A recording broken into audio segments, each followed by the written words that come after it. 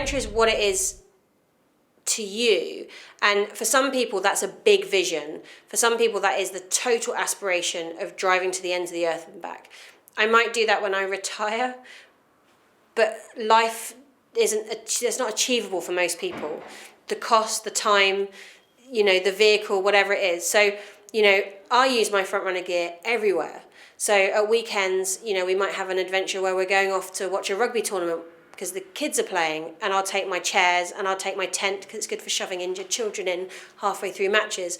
It might be a case of going along to a green laning event. It might be just going to a show and catching up with friends, and that's kind of most of the camping I've done this year actually is just at shows, because it's just been too busy to do anything else. But all the time I'm inspired by other people and other people's stories, and all the time thinking, what would be my ultimate trip? And I've got in my head what that is, but it's a long attainment and it's a long way off. So for me, like next year, I want to do Scottish Highlands. Like I've never been, and it's somewhere I really want to go to. And I've been inspired by the Land Rover Hibernauts and some of the pictures that I've seen.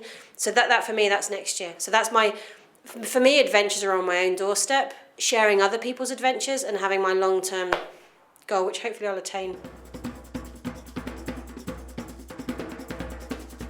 Just started getting into geocaching it's taking you places you wouldn't normally get to go, and those sort of little treasure hunt ideas that inspire everybody.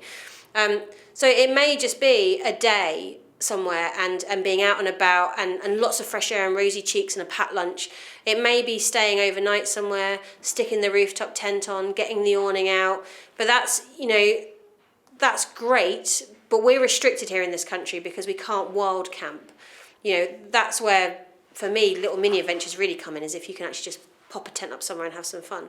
So campsites are great, and then obviously looking at the provision there is there for the children and being able to maximise the time that you have and being inspired by other people's little adventures. And one of the nicest thing about the sort of the Land Rover fraternity as it is I've met so many people amongst, over the years who are in similar situations. You've had your car, I want to do this, I want to do that. Kids have come along and, I can't do any of that anymore. You can, you just have to be better prepared. I think we build up all these barriers as to why we can't do something, because I need this and I need that, and what if a lion was to jump on the car in Wiltshire? What do I need to prepare myself? You don't need anything, you just need the confidence in yourself that you can do something, whatever it is. You just need the basics. Somewhere to sleep, somewhere to cook, somewhere to drink. It completely depends where you're going. But I think Maslow's hierarchy of needs applies to overlanding, camping, or spending the rest of your life on the road. And in fact, if you look at some of the most seasoned overlanders, they've shed kit along the way. In fact, when I was in Johannesburg last week, I met a guy who'd spent 3.5 years travelling down from the Netherlands in a Defender.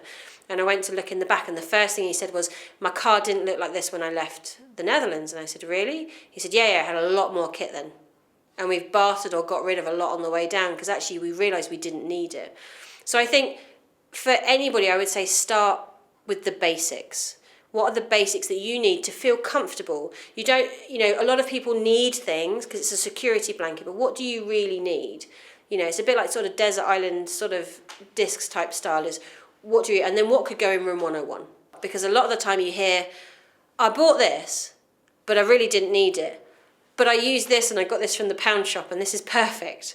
So it's an individual thing, but just as long as your basics are covered, you'll have so much more fun and you'll be able to go so much further, especially if you're going on a big overland trip, with money. Imagine if you saved $5,000 on kitting out your car. Get the basics right. Good solid roof rack. Good tyres. Make sure it's mechanically sound. Make sure you've got spares for things like suspension and the common things that go wrong. Make sure you've got a comfy bed or a sleeping bag, and just go and enjoy wherever it is, even if it is just up the road.